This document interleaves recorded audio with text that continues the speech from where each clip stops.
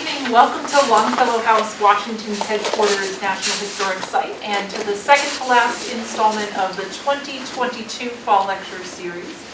Once again, it's really wonderful to be gathered in community with all of you tonight for a conversation with National Park Service Regional Archaeologist Joel Dukes.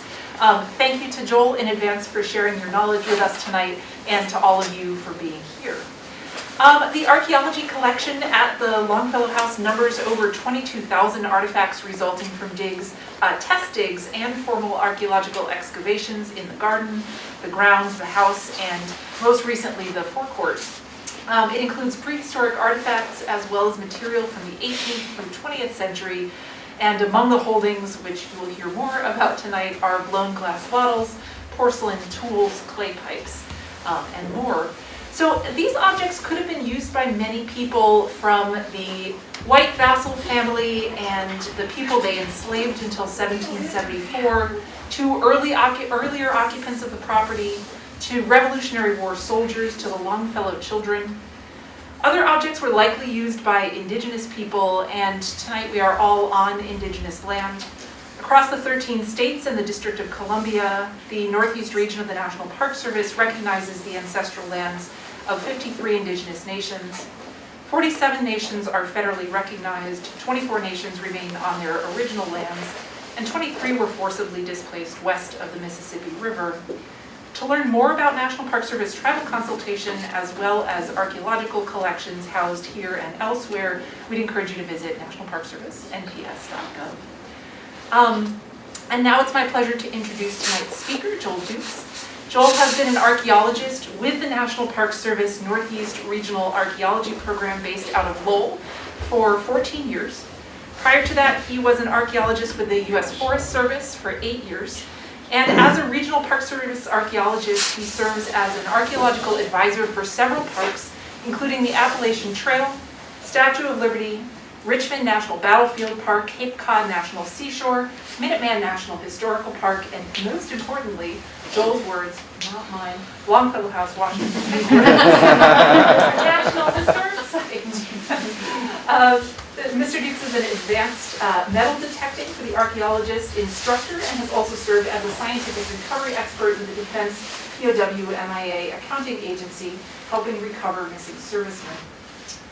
Joel holds an MA in Anthropology and Archaeology from the University of Georgia, and BA in Anthropology from the University of Southern Mississippi. He's a member of the Society for American Archaeology, the Society for Historical Archaeology, and is a registrant of the Register of Professional Archaeologists. And he lives not far away in Beverly with his wife and daughter. And it's my pleasure to hand it over to Joel Dukes.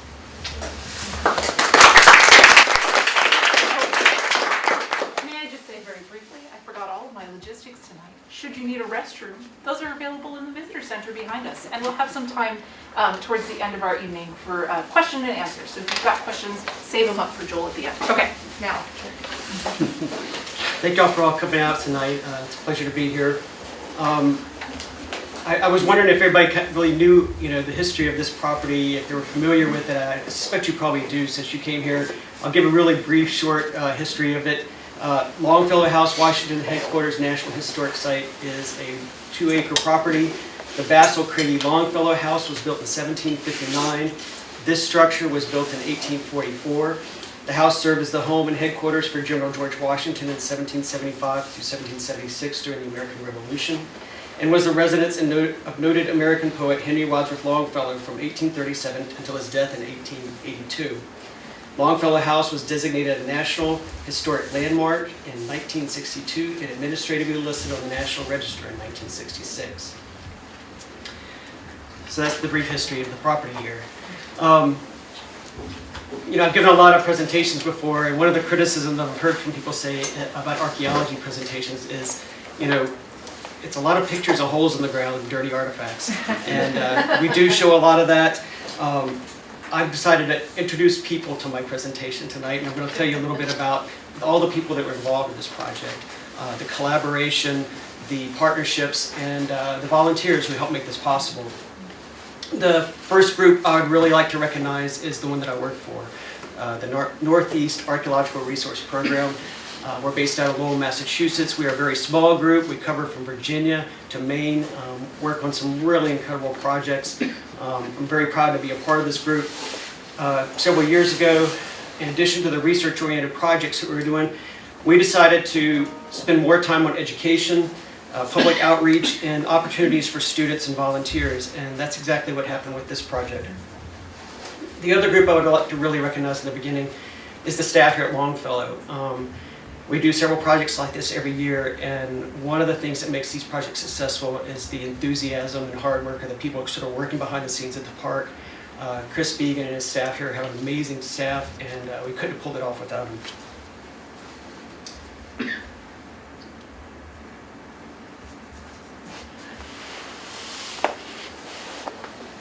In addition to Chris and staff, they brought on an intern, Amanda Womack, who worked with the park staff here, and really did some great work for us.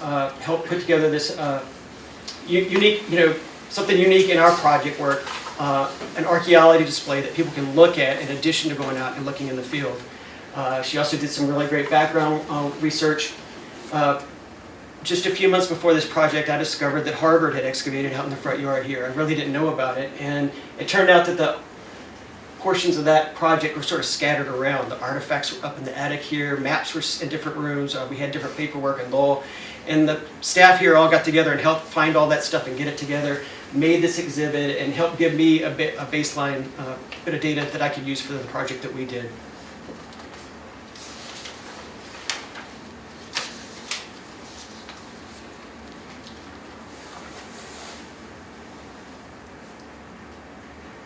Secondly, I'd like to recognize, I'd like to recognize the volunteers that worked on this project. We had 10 volunteers that came out and put in over 240 hours on the project. From Boston University, there were 2 young women who were working at Concord Museum, and Chris met them one day and invited them to the site, and then we invited them to come and dig with us, and they dug with us for several days. Minuteman National Historic Park had an intern with an archaeology background, and one of their interpretive rangers also had an archaeology background. They came out and dug with us for several days. A UMass Boston student who works at Museum Service Center came out and dug several days. A Phillips Andover archaeologist brought out a high school student who was interested in becoming an archaeologist, and they dug with us for several days. Finally, I'd like to recognize some volunteers from American Veterans Archeological Recovery. It's a group that we started working with a few years ago at Saratoga Battlefield. We really developed a really wonderful relationship with them, and a couple of them lived nearby. They came out here and worked with us.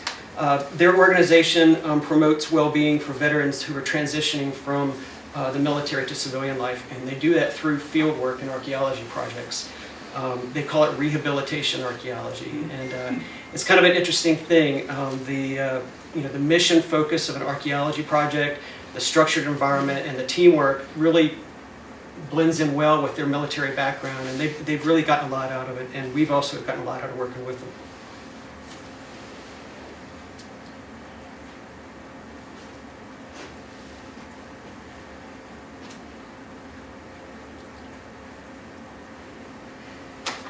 Another new group that we worked with were the MPS Urban Archaeology Corps.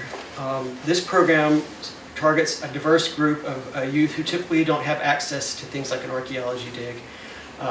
One young woman was at a community college. She was interested in archaeology, but she had to spend her summers working to pay for her college and didn't have the time to go on an archaeology excavation. This group provides an opportunity because they actually pay them to come out and dig. We had 5 students. It was run through the public archaeology facility out of Bingham University, and the 5 students came out and spent a week digging with us. We taught them field methods. They learned about geophysical surveys, artifact collections and processing them. They all seemed to really get a lot out of the project. A few of them decided that archaeology was not for them, which is fine. Some of them were inspired that they decided that's something they'd really like to try out with their lives. Program we just started, Amy Fedchenko, who's with our program, the Roving Exhibit Archaeology Laboratory, REAL.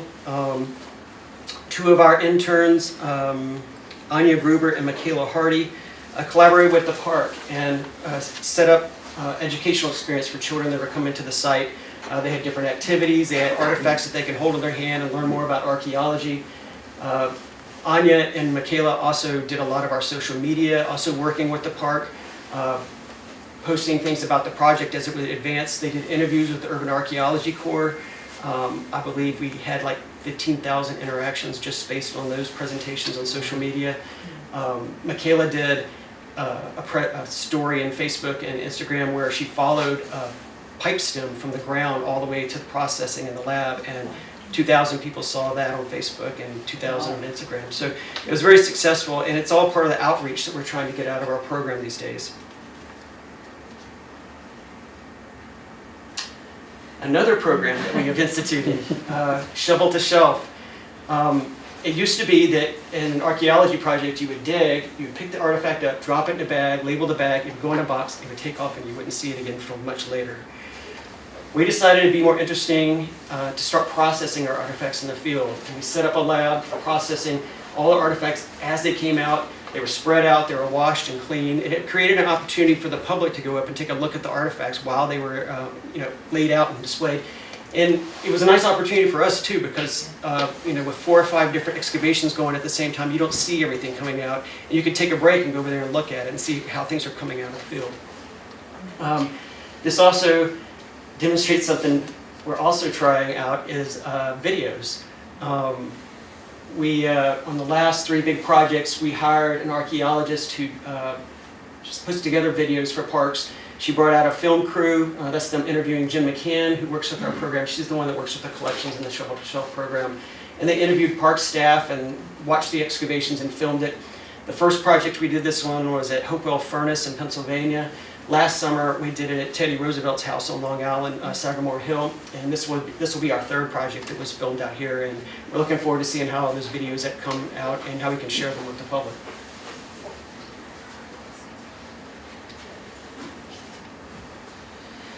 So that covers all the collaboration. Now I want to talk about how we ended up excavating out in the front yard here.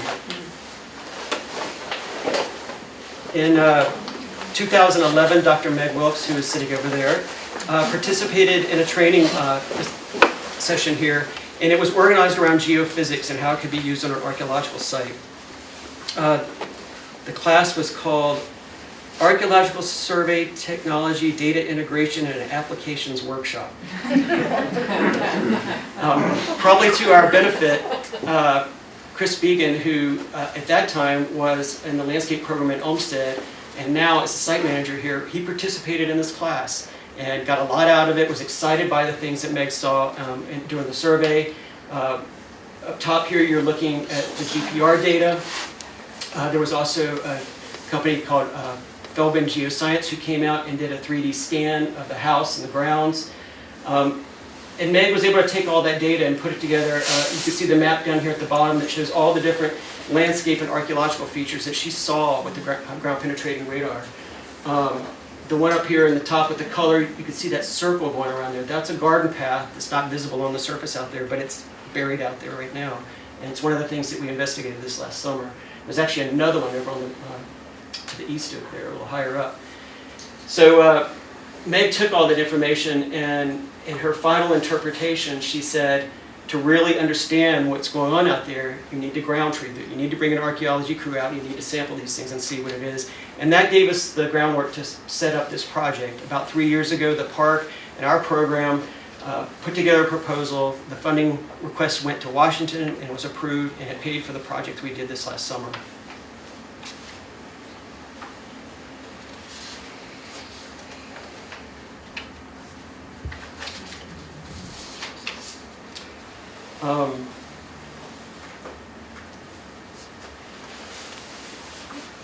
So we started the project in July, but before we started excavation, we decided to go do the ground penetrating radar work again. Meg did the initial work in 2011. The ground penetrating radar technology has improved in the last 10 years. The software that you use to look at the data has improved.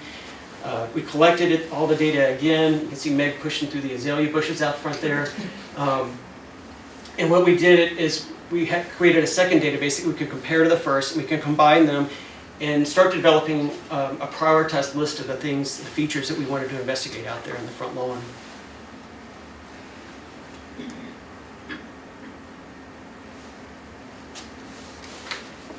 See, it's not just holes, I put people in there too. We opened up 19 excavation units. They were 1 by 1 meters and ½ meter by 1 meter excavation for a total of 16 square meters excavated in the front. It's 14.3 cubic meters of soil that removed from the site. 15 features were recorded, different stages of foundation construction, garden paths, fill episodes, a plaster floor in the cellar of the house that we found out there, and 2 iron pipes that the Park Service dug through the site in the 1970s. We did 3 soil cores, digging down about 8 feet below the features that we found out here. That front yard is all glacial sand, at least down to 8 feet, we can say that.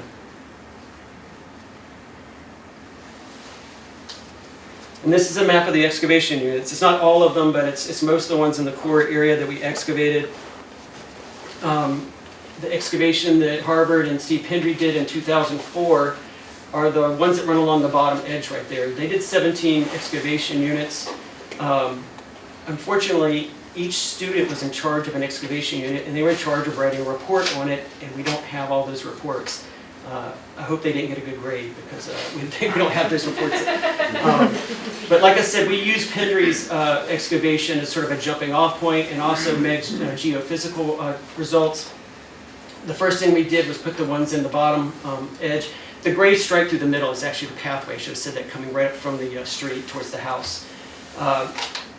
We started out with these units. This is 1 and 2 and 3 and 4 down there. That was to see if we could find the corner of the building, make sure it was running that way, and also get a better view of that basement fill over there. This one was to follow the wall and to also get a picture of the basement down here. One of the things that confused us a little bit at first was how long this wall was. By all accounts, a lot of historians have done some research, and the typical home in the Cambridge area from the late 1600s, early 1700s was about 24 feet long and about 18 feet thick.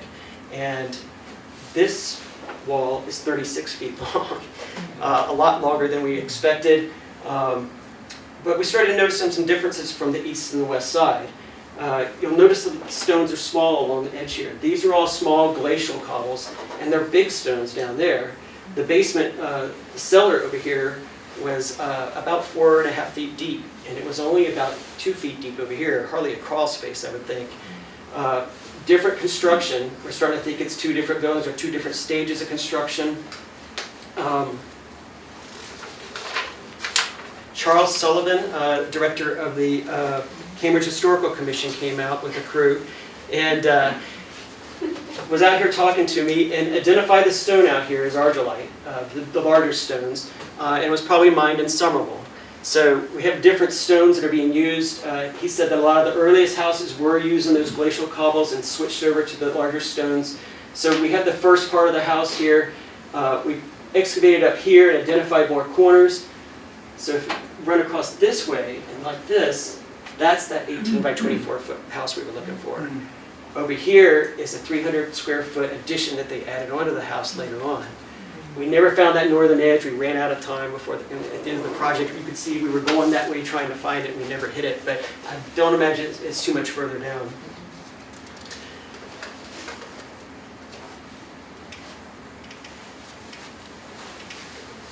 That's the footprint of it sitting on the front lawn there.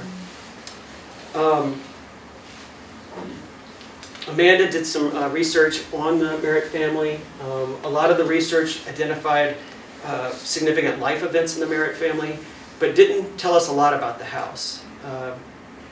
I've sort of summarized the history of the Merritts in this area from the research that she did. The first Merritt, Thomas, arrived at the Massachusetts Bay Colony around 1636. He was a shoemaker, a land surveyor, a townsman. He and his wife Susan raised children here in Cambridge. His first house was at the location of what is now the Widener Library at Harvard. His son John Merritt was born in 1628. He also was a shoemaker, and he would buy the land to the west of us over here from John Bridges. He raised 11 kids, including Amos Merritt. Amos Merritt was born in 1658, and he served in the militia, and we know that he fought in King Philip's War. He would come back from King Philip's War with the title of lieutenant, something that he would, I think, for the rest of his life. And in 1704, he bought the 10 acres that this property is on. That deed does not mention a house being out here. He bought it from Francis Foxcroft, and he lived here with his wife, Bethia Longhorn, who he was married to for 50 years. They never had any children. And in 1732, when Bethia died, he left half of the house, half of his barn, and several acres of land to his favorite nephew, who happens to also be named Amos Merritt. In that deed that transferred the half house and half barn to Amos Jr. is the first reference to a structure on the property. So between 1704, when Amos Merritt Sr. bought this land, and 1732, when he made that transfer, that this structure was built out here on the lawn. Don't know when the addition was added on. It's definitely a later addition, but we're not quite sure when.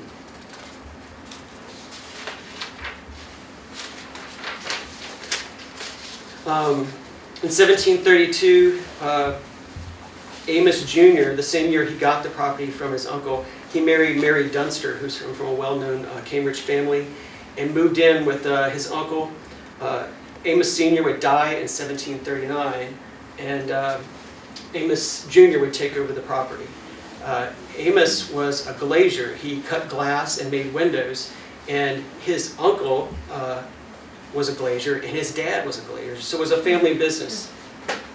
In 1747, Amos sold the house on this property and the 6.5 acres that came with it, and he sold it to Colonel John Vassell, and he moved it, Amos would move his family down the road to near the Watertown line, excuse me. John Vassell died 3 years after taking over this property, so he was not the one who built the house here. When he died, his son, also named John, was 12 years old and would inherit this property, and he would come to Boston and go to Harvard, and we think that it was after he graduated from Harvard that he would come here and build the house that is here today. And we're not sure exactly where in that sequence he tore down the Merritt house. Could they have left it up while this one was being constructed? That's definitely a possibility. So there could be some overlap between the two structures. Some of the artifacts seem to kind of suggest that.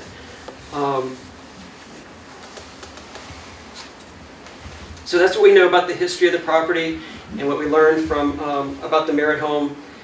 And now I'm going to tell you about some of the artifacts that we found that we dug up out there. We recovered 4,237 artifacts during the project. When I wrote the research proposal for this project, I thought we were going to be looking for features and archaeological features that were related to the Craigies and the Vassalls and the Washingtons and the Longfellows. I didn't know that we were going to be looking for the Merritts.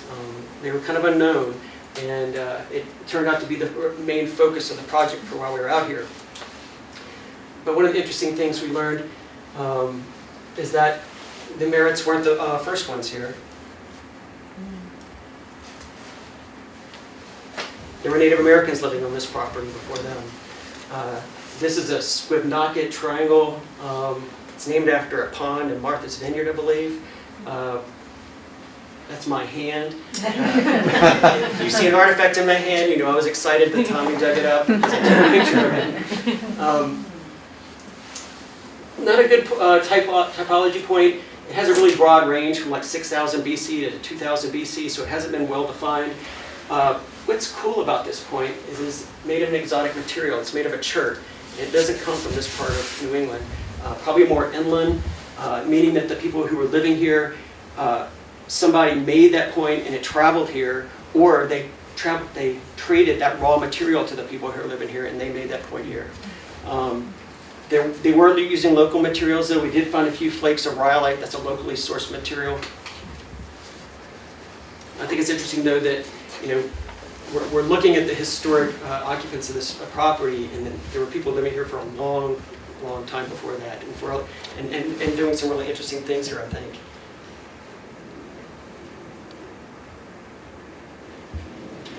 So these are European artifacts.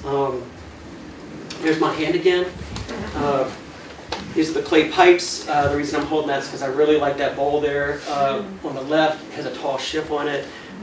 The other one has vines and flowers. I think we could probably date those based on those designs once we find out who the maker was. A lot of these pieces have maker's marks on them. This is TD, one has WM on it. You can also date them based on the shapes.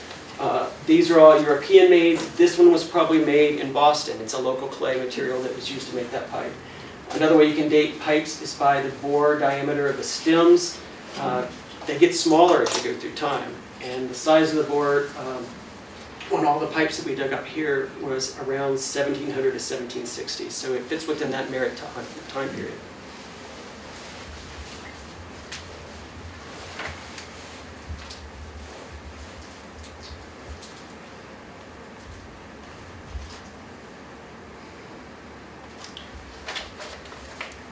Lots of glass on the site, window glass, containers, bottles. I was excited about that one because I was digging for 4 days through the fill, going down into the cellar, and when I hit the bottom of the cellar in the sand, that thing was sitting in the sand at the bottom of it. Another artifact that fits really well with the time period, that particular lip application on the top of the bottle is mid-18th century. Lots of pieces of that came out of the site.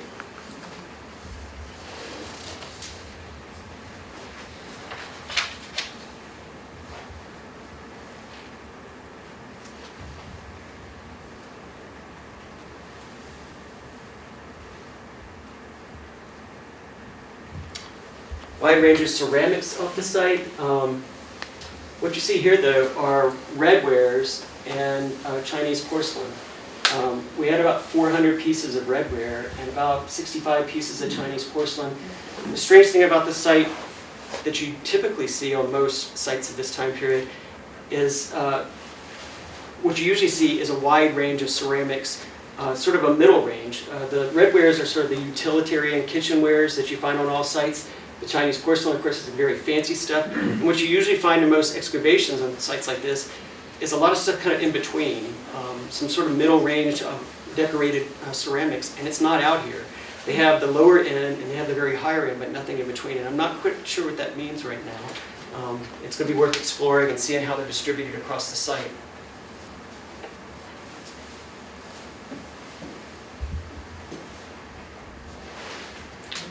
Of course, several food items, oysters, pig. Got a lot of bones that came out of the site. But by far, probably the most common thing, probably what you would expect from a building that's been demolished, were structural items.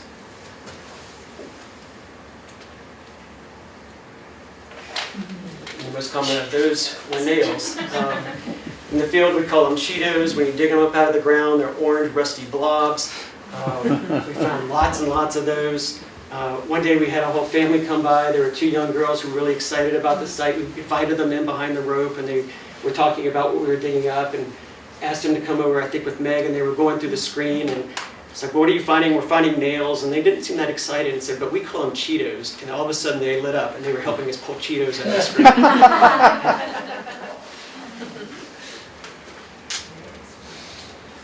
Lots of slate on the site, of course.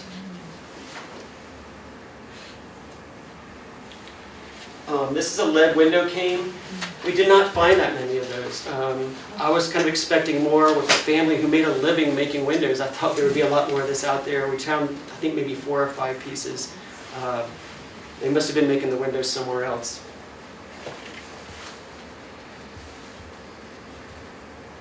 Something we found a lot of, and I was kind of surprised about it, or maybe I shouldn't have been, was plaster. And it was all in that new addition that was put onto the house. We found several thick lenses of it.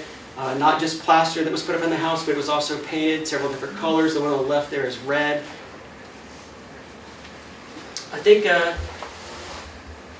what's going on in that addition says some interesting things about what's going on with the merits. I mean, you see that Chinese porcelain, you see a very substantial addition put on the side of the house, probably a lot more expensive than the original house was. They're plastering it, they're painting it. I think Amanda, around this time period, sees the family buying a lot of land. They seem to be doing really well. And going from that early settler who came over here as a shoemaker to a fairly substantial family who's marrying into prominent families and is getting buried at the meeting house and expanding their property. I think it says a lot about what's going on with this family. There are a lot of things that don't fit into categories, lots of little bitty things that we're still analyzing. The cataloging and analysis is still going on. This is a little glass stopper for a bottle, maybe something like a little perfume bottle. Not sure about that middle item. It's like a drawer pull looking thing, but it would have been hammered into a piece of wood, I think. And that's an upholstery tack over there on the end. So that's a sort of quick review of the artifacts we found on the site. Like I said, there was over 4,000 of them. I just pulled a sample out. And I'd like to wrap up the presentation talking about some of the new ways that we're trying to look at the way we do our archaeology and the way we record what we're doing and the way we share that with the public.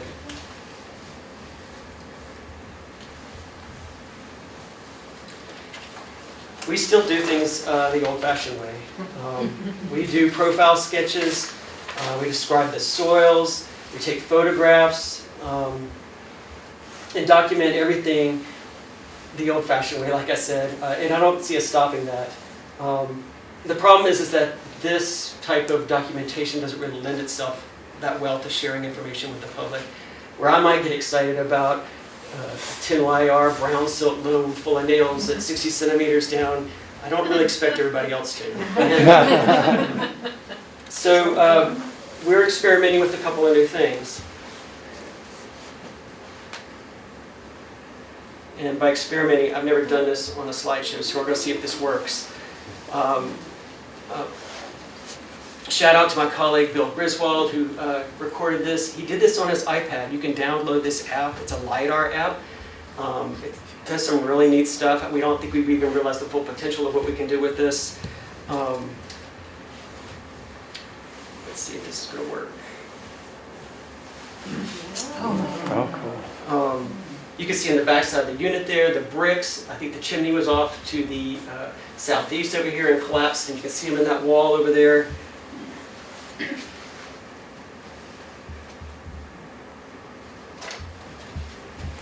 This is that mortar from inside the house that filled in the cellar hole. This is that gas line that the Park Service put through the site. Straight through.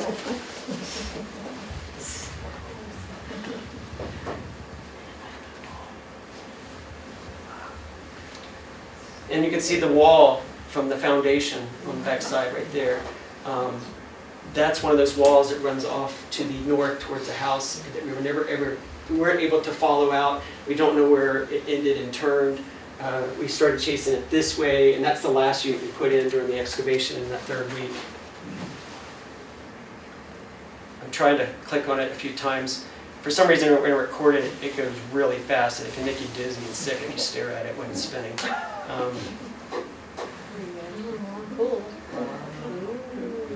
Isn't that cool? Another way of documenting the site, I didn't mention all of our volunteers at the beginning of the presentation. I briefly mentioned Feldman Geoscience. They were there in 2011 when Meg taught that class and did the 3D laser scan of the house and the grounds. They heard that we were doing this project. They heard that we were doing this project and had some ideas on some more stuff that they could do with this. And you know, I called them volunteers, but we really think probably more of them as partners in this project, especially because they're still involved and they're still working on what they collected with us. Oh, that's why it's trying to spin. Feldman came out for a day, Steve Wilkes and Katie Decker with the crew. One of the new things they wanted to try out was they have a laser scanner that they were able to drop down into the excavation unit and scan the unit and also record the structure that's inside it. And they can stitch all this information together and create a three-dimensional map of the whole excavation. They're going to go beyond that. They're going to incorporate the GPR work that Meg did. They're going to include the three-dimensional work that they did in 2011. So what we're going to end up with as a final product is this really cool three-dimensional tool that we can use to interpret the site and provide more information on what's going on out there. Steve and Katie were great, made it an educational opportunity, gathered everybody together. He explained how the machinery worked and the different applications for it and how we could use it in the future.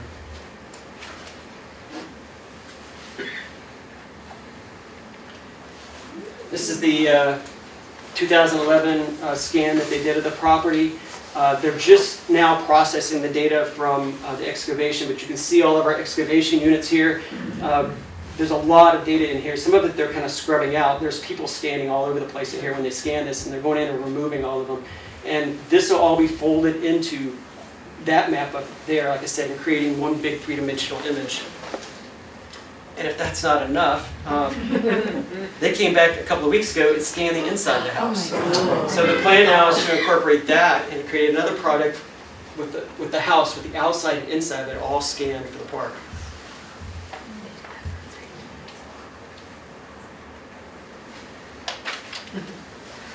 This is a great image. It's just sort of, I put it up here to sort of make the point, I think I made it at the beginning, that we're still in the process of doing this project. Even though we drew the last profile and filled in the last hole, we are still analyzing the data. The artifact collection is being cataloged, analyzed as we speak.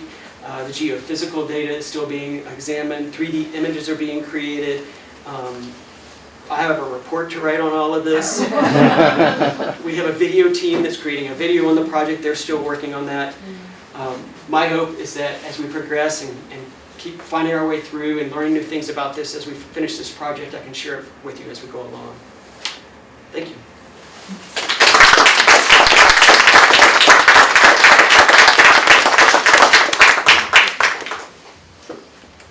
So folks, we have plenty of time for questions, so I'd encourage you to pose questions to Joel. Were you trying to chase Meg out of the hole? We had a schedule. There were some words. We have a schedule. We have a question in the front. Are you going to continue the dig next summer? We are not funded for that.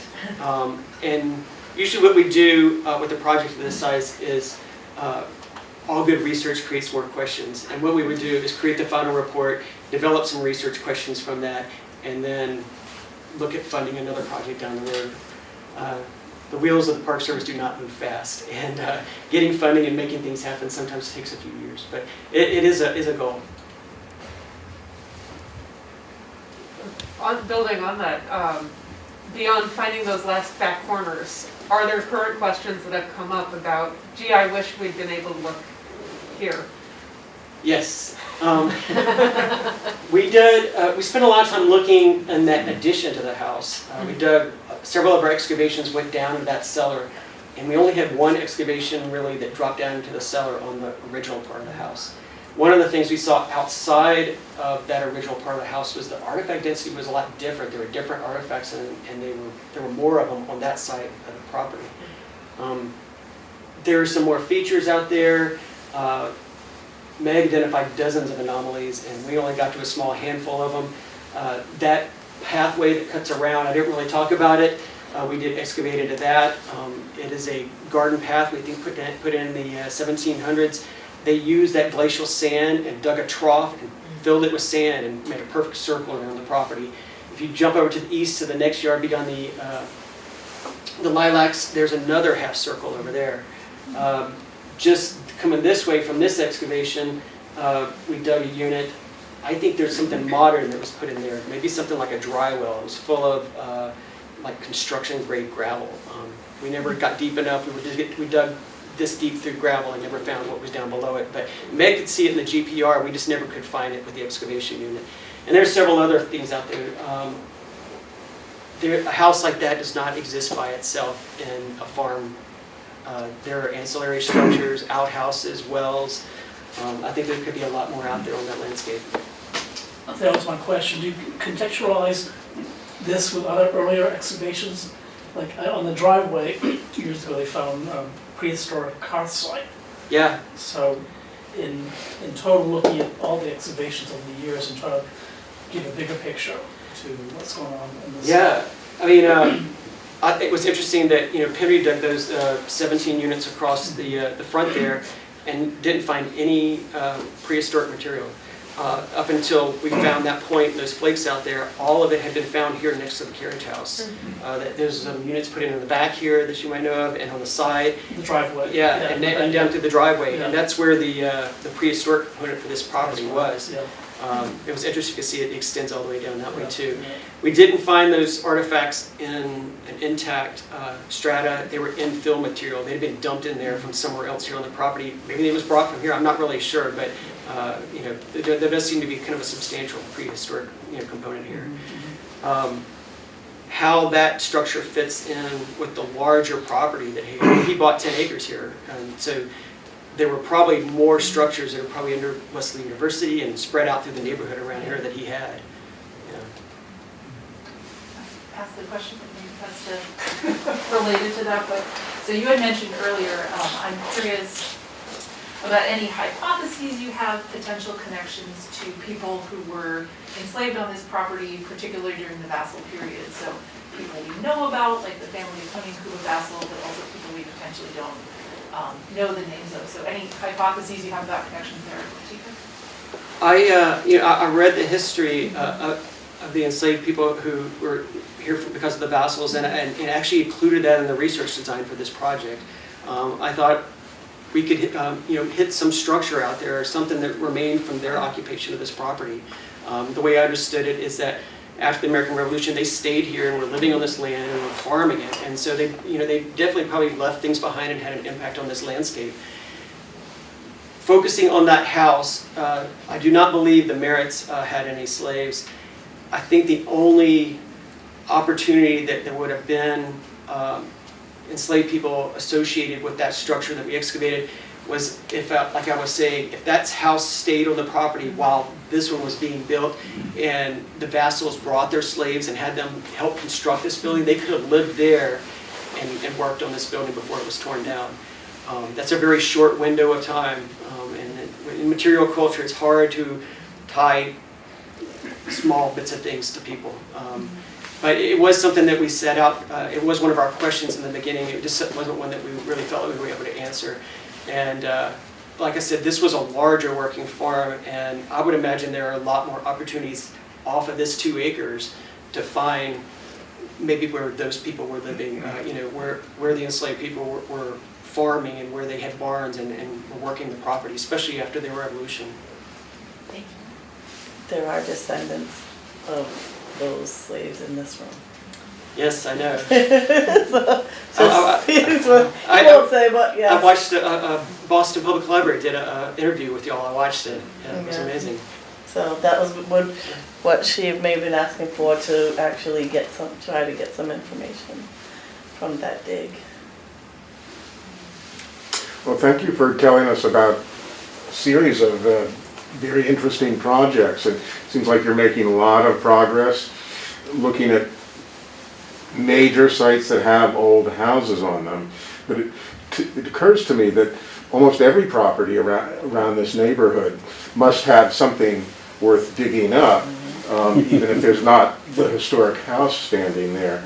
Can you say something about is that within the mandate of your organization or the NPS, and where's the funding coming from?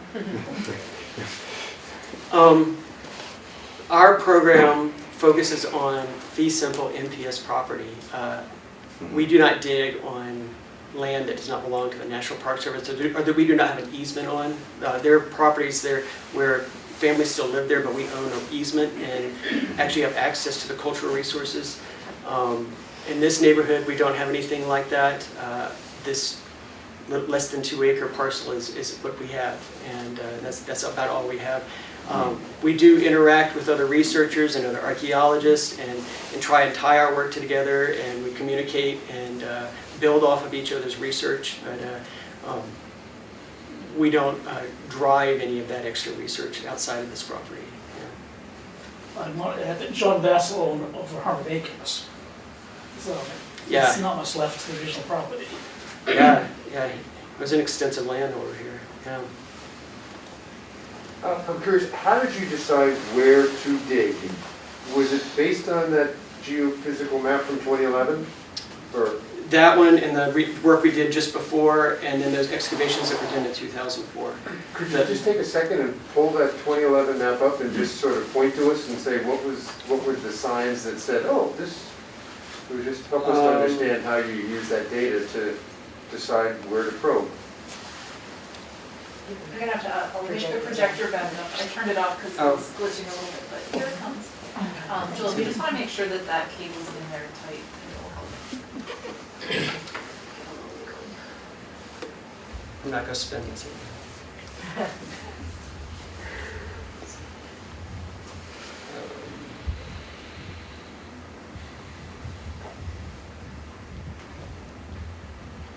I don't know any other way to get back to it, so, sorry. While you're waiting, can I ask you a question? Sure. Okay. I've recently become interested in the cider production that John Merritt was doing. And it seems like that continued to be something that the family did, especially because they had these orchards, Are any of the bottles that you guys found ones that you're like, oh, this is like a typical of a cider bottle, or anything, any indication of? I've never heard of them bottling cider, they barreled it. Okay, see, I knew that they barreled it, but I didn't Yeah. know if they would have also bottled it. I don't know. Okay. That's a good question. I've never heard of that. That doesn't mean it doesn't Yeah. happen. And I've seen lots of references to people barreling their cider. I worked at John Adams' house, and he talks about they had an orchard and they had a cidery, and he talked about Abigail setting up several barrels every year for the family. And I imagine they were doing the same kind of production here, That's interesting. not just for internal consumption, but probably selling it too. Okay, well, is that maybe also why Amos was briefly working as a cooper also, and making barrels might have been for that? Yeah. Interesting. A Okay. lot of these guys seem like they were sort of jack of all trades. Yeah, definitely. They made shoes, they were land surveyors, they were yeomen, they were farming the land and raising livestock. And it's interesting, you pulled up a lot of records, they were getting permission to cut down trees, and it always listed what they were cutting them down for. I need to fix the wagon wheels, I need to build a desk, and they would go out and cut down a tree. But you can go through those records and see all the stuff that they're building on their own. They're cutting the tree down and building the furniture and the utensils that they need. I'm sorry, our projector may be calling it a night.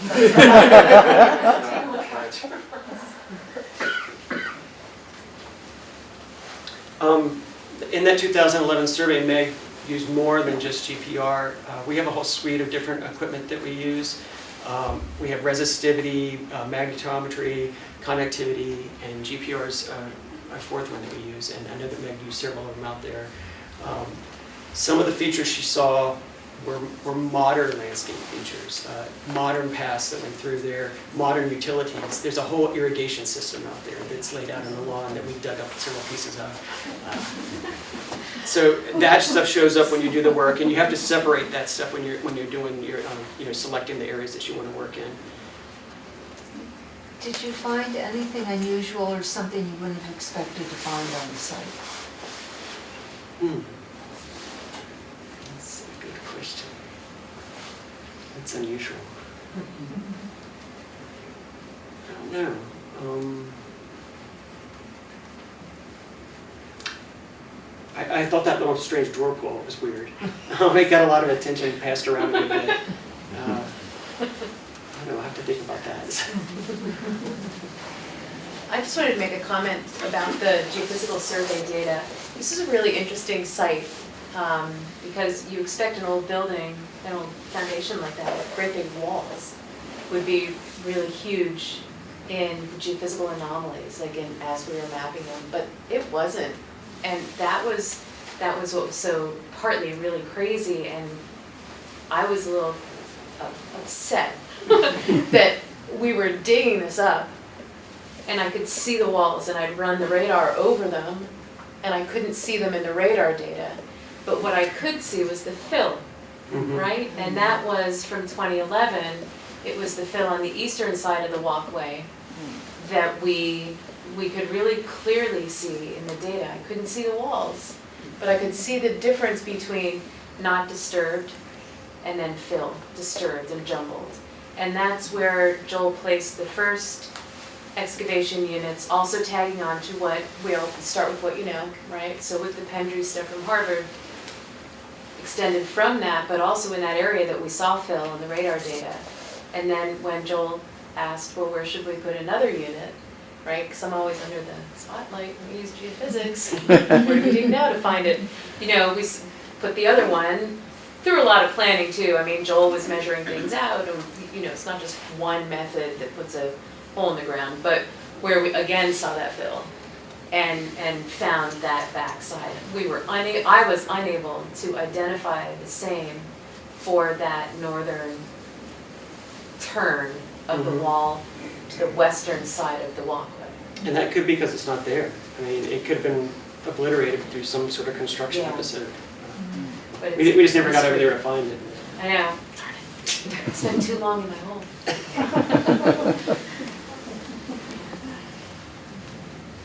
Any other questions?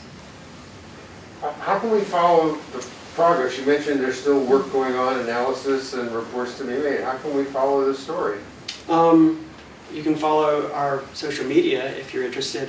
The Northeast Archeological Resource Program. We're on Facebook and Instagram. We have a website you can go to also if you look us up, that we post articles and information about the work we're doing that's coming up and that we've been working on. There's always really cool stuff. We worked on a lot of big projects in the last few years, and so there's all those projects are sort of going on all at the same time. We were at Jamestown Island a lot long before this project. We dug up some really cool metal stuff.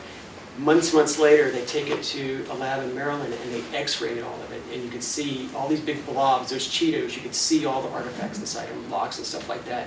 And you know, it's the same with this project. I think as we move along and look at some of the artifacts, we're probably going to be coming up with some new ways to analyze them and figure out more about what's going on at the site. Send out a link to those sites. Oh, where are you going next? Where's your next field work? I hope I get to stay home for a little while. I was in Richmond last week.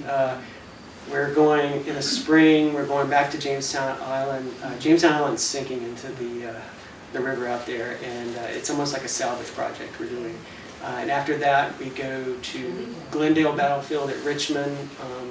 And then after that, we're going to Jumonville Glen in western Pennsylvania, where George Washington started the French and Indian War. Those are the three big ones, I think, in the spring. Yeah, Martin Van Buren, we have a project going on. So we're a small but mighty group of archaeologists. We do some really cool stuff. We bring on a lot of interns every year, and they go into the field with us and get experience you know, working with us and doing geophysics and excavations and writing reports, and it's a fun job.